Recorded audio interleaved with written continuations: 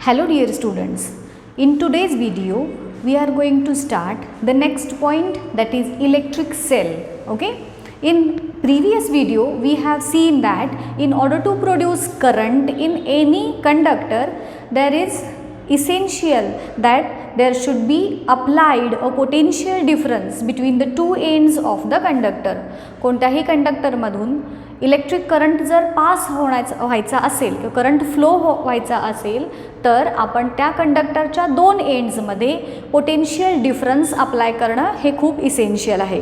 Potential difference म्हणजे काय सांगितलं की इलेक्ट्रिक लेवलमध्ये असणारा जो डिफरन्स आहे त्याला आपण पोटेन्शियल डिफरन्स म्हटलं. Generally current flows from a end having positive difference or positive potential from towards end having negative or very less potential. Okay, so this difference in potential is called as potential difference.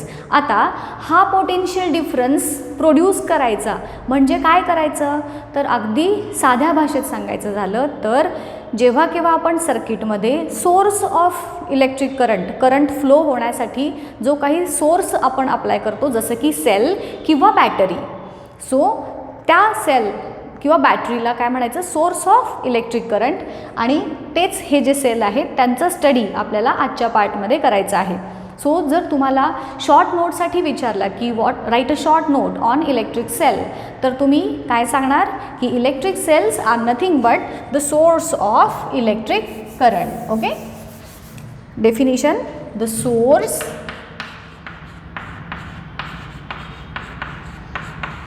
To produce potential difference म्हणू शकताय किंवा electric current देखील म्हणू शकताय किंवा uniform flow, अगदी properly लँग्वेजमध्ये सांगायचं झालं तर source to produce uniform flow of charges. कशामध्ये, तर कोणत्याही कंडक्टरच्या दोन एंड्समध्ये फ्लो ऑफ चार्ज, पॉझिटिव्ह आणि निगेटिव्ह चार्ज, दोन प्रकारचे चार्जेस असतात. निगेटिव्ह चार्ज म्हणजे इलेक्ट्रॉन्स, पॉझिटिव्ह चार्ज जो असतो तो पॉझिटिव्ह एंडकडे असतो. जसं आपण करंट मी तुम्हाला सांगितलं, म्हणजे इलेक्ट्रॉन्स निगेटिव्ह टू पॉझिटिव्ह एंडकडे फ्लो होतात, whereas current positive to negative एंडकडे फ्लो होतो. सो तो चार्ज फ्लो होण्यासाठी जो काही आपण सोर्स अप्लाय करतो, कशामध्ये, तर between the two ends of the conductor, तर त्या सोर्सला म्हणायचं इलेक्ट्रिक सेल. ह्या इलेक्ट्रिक सेलचं इम्पॉर्टंट असं फंक्शन काय आहे, तर तुमच्या सर्किटमध्ये एक कॉन्स्टंट इलेक्ट्रिक फ्लो मेंटेन ठेवणं, करंटचा फ्लो मेंटेन ठेवणं, त्या दोन एंड्समध्ये पोटेन्शियल डिफरन्स अप्लाय करणं, हे दोन महत्त्वाचे फंक्शन्स हे इलेक्ट्रिक सेल्स परफॉर्म करतात. हे सेल्स वेगवेगळ्या टाईपचे असतात, जसं की आपण नेहमी बघतो ते ड्राय सेल्स जे आपण रेडिओमध्ये वगैरे यूज करतो, निकेल कॅडमियम सेल असतात, लीड ॲसिड सेल असतात, सोलार सेल्स असतात, असे variety of electric cells are present. आणि त्या सेल्सपैकी काही सेल्सचा स्टडी आपण आपल्या ह्या चॅप्टरमध्ये करणार आहोत. सो इम्पॉर्टंट फंक्शन काय आहे इलेक्ट्रिक सेलचं, तर सगळ्यात पहिलं फंक्शन, दोन तुम्हाला मी फंक्शन सांगितले, इजंट इट. पहिलं फंक्शन काय सांगितलं, maintain a constant potential difference.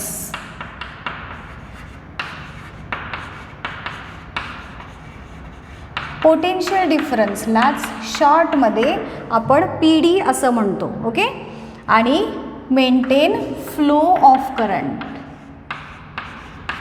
जोपर्यंत कंडक्टरच्या दोन एंड्समध्ये तुम्ही इलेक्ट्रिक सेल जोडलेला आहे तोपर्यंत त्याच्यातून करंट हा फ्लो होणार. जेव्हा तुम्ही हे सोर्स ऑफ करंट रिमूव्ह कराल तेव्हा त्याच्यातून करंट फ्लो होणं हे थांबणार. ओके, आता जसं मी तुम्हाला सांगितलं याचे डिफरंट टाईप्स आहेत, त्यातले काही टाईप्स काय काय आहेत बघा. पहिला टाईप काय सांगितलं तुम्हाला, सोलार सेल्स, जे सोलार एनर्जीवरती चार्ज करतो ना आपण, सो ते सोलार सेल्स. त्यानंतर इथे जो आहे आज आपण बघणार आहोत तो ड्राय सेल, त्यानंतर लीड ॲसिड सेल,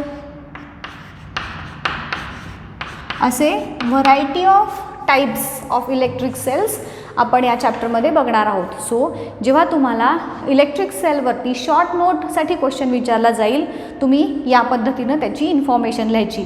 आधी त्याची डेफिनिशन, त्याचं फंक्शन आणि त्याचे डिफरंट टाइप्स. आलं लक्षात? So this is about electric sale.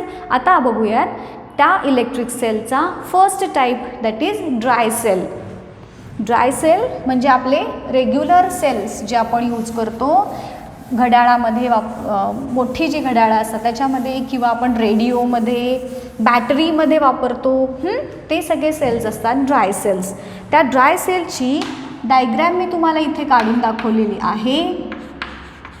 एक्झाममध्ये तुम्हाला 5 मार्क्ससाठी या पूर्ण ड्राय सेलवरती क्वेश्चन विचारला जातो. ही डायग्रॅम देखील तुम्हाला काढायची आहे एक्झाममध्ये आणि म्हणून तुम्हाला मी इथे देखील काढून दाखवलेली आहे. आता ह्या ड्राय सेलचं जे स्टडी आहे तो आपण कन्स्ट्रक्शन, त्याचे वर्किंग कशा पद्धतीनं होतं, त्याचे ॲडव्हान्टेजेस आणि डिसॲडव्हान्टेजेस अशा 4 पॉईंट्समध्ये बघणार आहोत. ओके. सो पहिल्यांदा त्याचं कन्स्ट्रक्शन मी सांगेन आणि ते सांगितल्यानंतर एक छोटीशी ट्रिक देखील मी तुम्हाला सांगणार आहे की कोणता पार्ट कोणत्या पार्टनंतर आहे हे लक्षात कसं ठेवणार. ओके. सो नीट ऐका. कन्स्ट्रक्शन काय आहे ह्या ड्राय सेलचं. या ड्राय सेल जो तुम्ही आपला रेग्युलर सेल असतो तो खराब झालेला सेल कधीतरी क्युरिओसिटी म्हणून तुम्ही काढून उघडून बघितलेला असतो. तो जो त्याचं वरचं प्रोटेक्टिव्ह लेअर जो असतो तो काढल्यानंतर त्याच्या आतमध्ये एक छोटासा पातळ असा लेअर दिसतो आणि तो लेअर असतो झिंक या मेटलचा. वरचं जे प्रोटेक्टिव्ह कव्हरिंग आहे ते काढल्यानंतर त्या सेलमध्ये सगळ्यात पहिला लेअर जो दिसेल तुम्हाला तो लेअर असतो झिंकचा. आता हा झिंकच्या लेअरनंतर एक छोटंसं पातळ असं मेम्ब्रेन असतं की जे काय करतं, हा झिंक लेअरला बाकीचे, कारण त्याच्या आतमध्ये सुद्धा अजूनही वेगवेगळे केमिकल्स हे प्रेझेंट असतात. ओके. सो त्या केमिकल्सना ह्या झिंकपासून सेपरेट करण्यासाठी म्हणून एक छोटंसं मेम्ब्रेन जे असतं ते ह्या झिंक लेअरच्या किंवा झिंक कव्हरच्या आतल्या बाजूला असतं.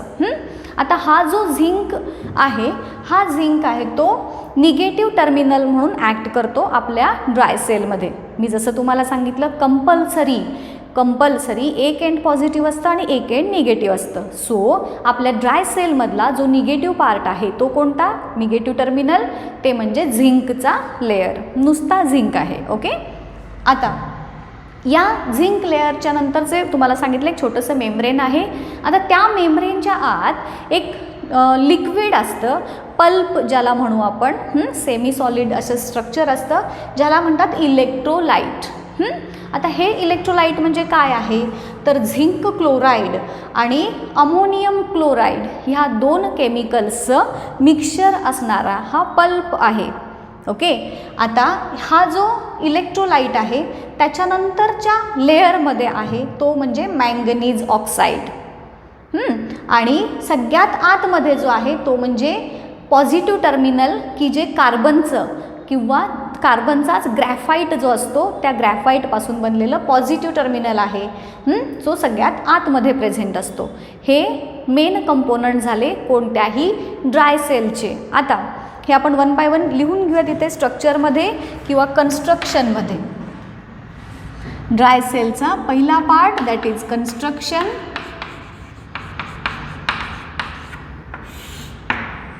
काय सांगितलं मी, सगळ्यात आउटर लेअर जो आहे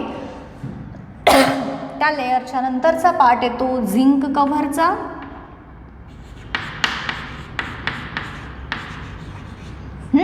after that zinc cover there comes an electrolyte की जे काय आहे, इट इज अ पल्प म्हणजे सेमी सॉलिड असं स्ट्रक्चर आहे. Of which 2 chemicals, zinc chloride. ह्या सगळ्या केमिकल्सची नावं तुम्हाला लक्षात ठेवून लिहायची आहेत बरं काय, आणि ते शॉर्टमध्ये कसं लक्षात ठेवायचं मी तुम्हाला सांगेन. Zinc chloride plus ammonium chloride. Okay.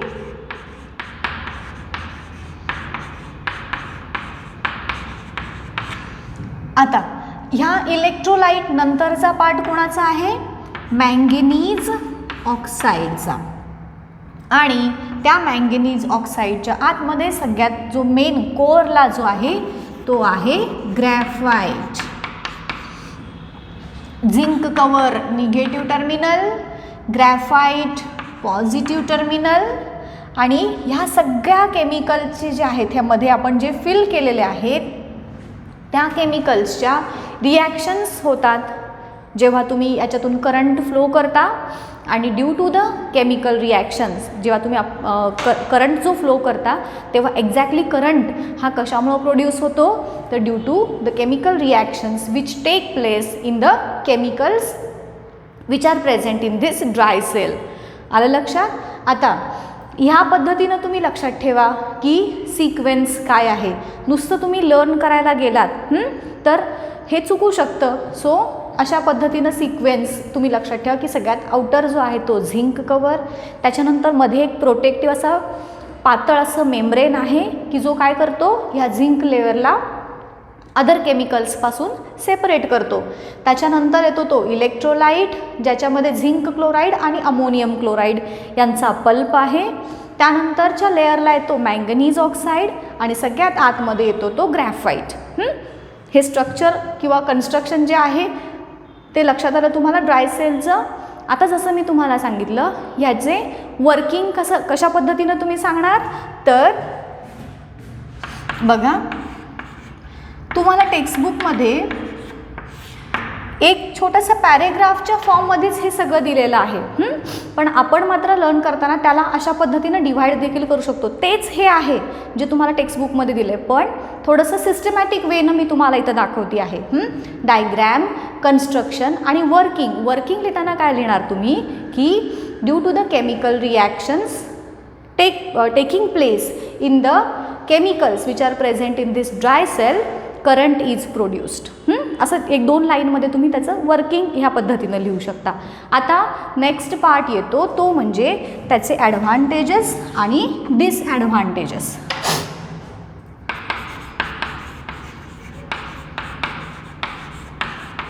What are its advantages तर एकतर हा ड्राय सेल आहे, छोटासा असतो, पोर्टेबल असतो, आपण इझिली एका ठिकाणाहून दुसरीकडे कॅरी करू शकतो. Isn't it. सेल आपल्याला इझिली अवेलेबल पण आहे आणि दुसरीकडे आपण पोर्टेबल असल्यामुळे पटकन कंडक्ट करू शकतो, कॅरी करू शकतो. हा त्याचा एक मेन ॲडव्हान्टेज तुम्ही लिहाल. सो काय लिहूया त्याचा पहिला ॲडव्हान्टेज पोर्टेबल आहे. पोर्टेबल म्हणजे पटकन इकडून तिकडे नेता येण्यासारखा. त्यानंतर दुसरा ॲडव्हान्टेज काय सांगितला मी इझी टू यूज आहे. काही सांडलं खराब झालं असं काही ह्या सेलच्या बाबतीत होत नाही. सो हा एक त्याचा ॲडव्हान्टेज आहे. आणि तिसरा ॲडव्हान्टेज आपण असं सांगू शकतो की long shelf life. Shelf life म्हणजे टिकतो. एकदा सेल आपण एखाद्या बॅटरीमध्ये वगैरे घातला की तो बरेच वर्ष बरेच महिने हा टिकतो, लगेच काही खराब होत नाही. म्हणजेच काय तर त्याची शेल्फ लाईफ जी आहे ती लॉंग आहे, मोअर आहे. आता हे ॲडव्हान्टेजेस झाले. डिसॲडव्हान्टेजेस काय आहेत बघूयात.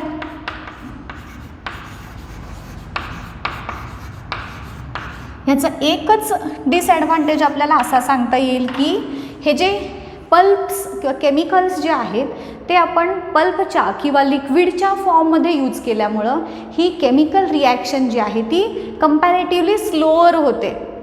सो तो एक त्याचा डिसॲडव्हान्टेज किंवा ड्रॉबॅक आहे. ड्यू टू पल्प किंवा लिक्विड फॉर्म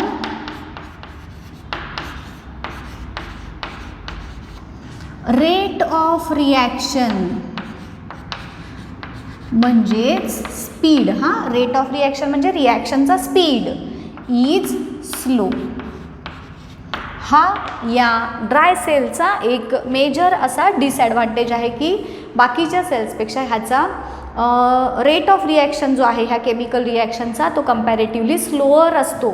अजून एक डिसॲडव्हान्टेज तुम्ही ह्याच्यात ॲड करू शकता जो टेक्स्टबुकमध्ये सांगितलेला नाही आहे पण इथे आपण मेन्शन करू शकतो की हे सेल्स हे पुन्हा पुन्हा आपण यूज नाही करू शकत. रिचार्ज जसं आपण करतो ना, चार्जिंग करतो बघा, चार्जेबल सेल्स असतात, तर तसे हे सेल्स नाहीत. एकदा तुम्ही यूज केला की त्याला परत तुम्ही चार्ज करून रियूज करू शकत नाही. हां, सो तो एक तुम्ही डिसॲडव्हान्टेज तुम्ही ॲड करू शकता पुस्तकात जरी नसला तरी. काय म्हणूयात आपण इथे मग त्याला की वी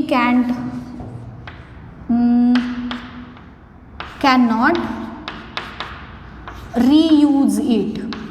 पुन्हा पुन्हा आपण वापरू शकत नाही. हा एक त्याचा डिसॲडव्हान्टेज किंवा डिमेरिट हे सांगू शकतो. सो हा नुसती डायग्रॅम तुम्हाला 2 और 3 मार्क्ससाठी विचारली जाते.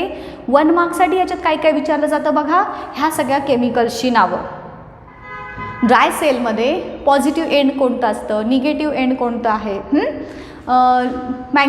ग्रॅफाईट नंतरचा लेअर कोणता आहे, पल्प जो असतो किंवा इलेक्ट्रोलाइटमध्ये कोणते कोणते केमिकल्स प्रेझेंट आहेत. सो अशा प्रकारचे क्वेश्चन्स हे तुम्हाला 1 मार्क्ससाठी विचारले जातात. आणि ते लक्षात ठेवण्याची ही ट्रिक ह्या पद्धतीनं तुम्ही लक्षात ठेवलं की तुम्हाला इझी जाईल हे सगळं रिकॉल करणं किंवा रिमेंबर करणं.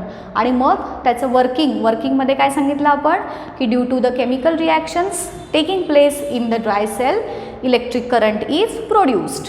ॲडव्हान्टेजेस आणि डिसॲडव्हान्टेजेस ह्या सगळ्या फॉर्ममध्ये आपण हा ड्राय सेल स्टडी केला. आता आजच्या लेक्चरमध्ये आपण इथेच थांबूयात. याच्या नेक्स्ट पार्टमध्ये किंवा नेक्स्ट लेक्चरमध्ये आपण आता ह्याच्या पुढचा जो टाईप आहे सेलचा तो बघणार आहोत.